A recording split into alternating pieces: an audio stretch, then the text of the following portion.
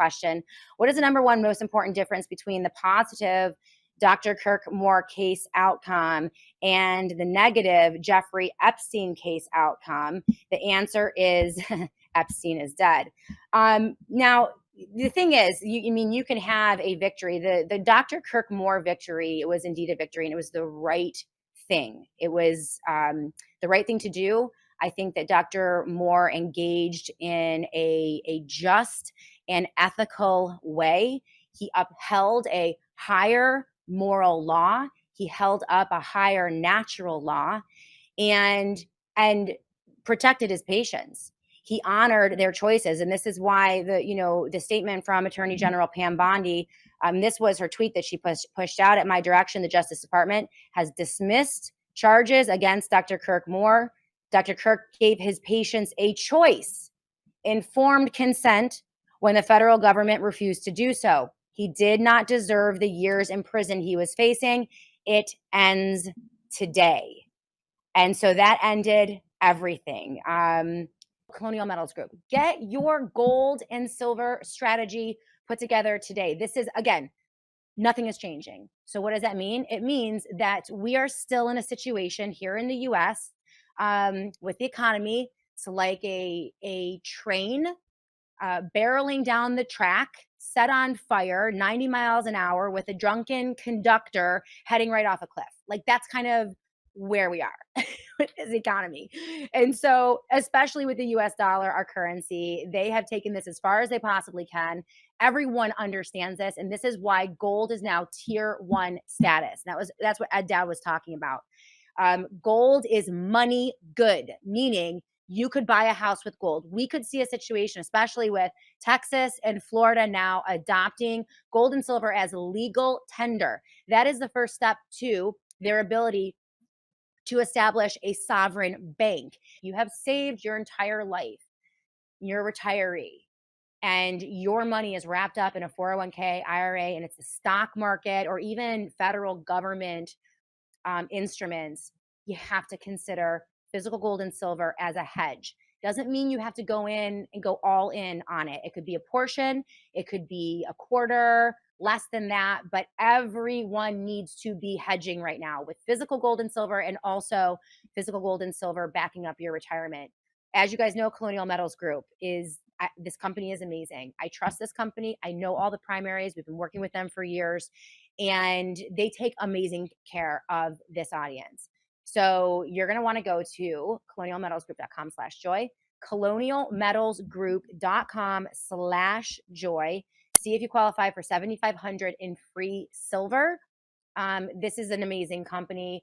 They are not going to give you a pressure sell. They're not going to manipulate. They don't do fear selling in any capacity. They just give you all the information that you need and let you make the decision that is right for you and your family. So colonialmetalsgroup.com/joy. The elation. Can you imagine facing 35 years, being a single dad, 2 kids, a son, 17, still in high school, and having for 3 years the looming threat of multiple years in prison, up to 35 years. The amount of weight that was lifted from his shoulders when he was informed of the decision by the Department of Justice. We weren't expecting this, to be honest. In fact, as I mentioned, as I was flying back on the red eye, driving in Saturday morning, so flew out on Thursday, did the rally at 9 a.m. on Friday morning, was in the courtroom Friday afternoon, and then ended up flying out on the red eye Friday evening. My plane left. It was supposed to leave at 12:52 p.m., but we ended up leaving closer to 1 a.m. in the morning on Saturday. So I am driving back. We land in Rochester, New York, or I land in Rochester, New York on Saturday, and I'm driving back. It's like 8 in the morning, and I'm just exhausted, delirious, hardly slept a wink at all. And I was just thinking, we didn't know what the outcome was. I was preparing for this week to continue the coverage of what was happening in the courtroom. And we were coming up with all kinds of strategies to try to continue to push this out. And, of course, I'm thinking to myself, oh my gosh, was it really worth it? Like 2 shows off, 2 live shows, flying out. I'm exhausted. I haven't seen my family. And, you're just turning that around in your mind. You always have a choice, regarding what stories you're really going to cover and you're going to sink your teeth into. And I thought this one was really important, but it's just gnawing at the back of your head. And I'm like, oh man, and then I get this text, I hear my phone bling, and I get this text from Dr. Moore: case dismissed, to all caps. It's done. It's finished. And I was like, no way. I mean, he collapsed to the floor the way he tells it.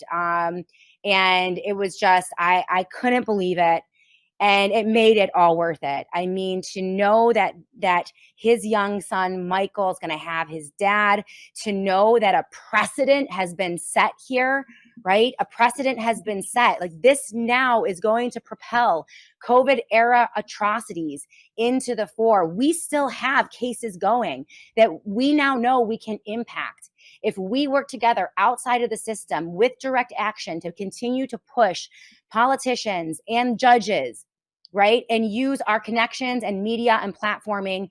We can help Rainer Fulmick, who is in prison right now, one of the early heroes of COVID-19 resistance. The Brooke Jackson case in against Pfizer, right? Identifying and accusing them of the fraud that they provided for the federal government, the military fraud. That case is still being suppressed by Pam Bondi and the Justice Department.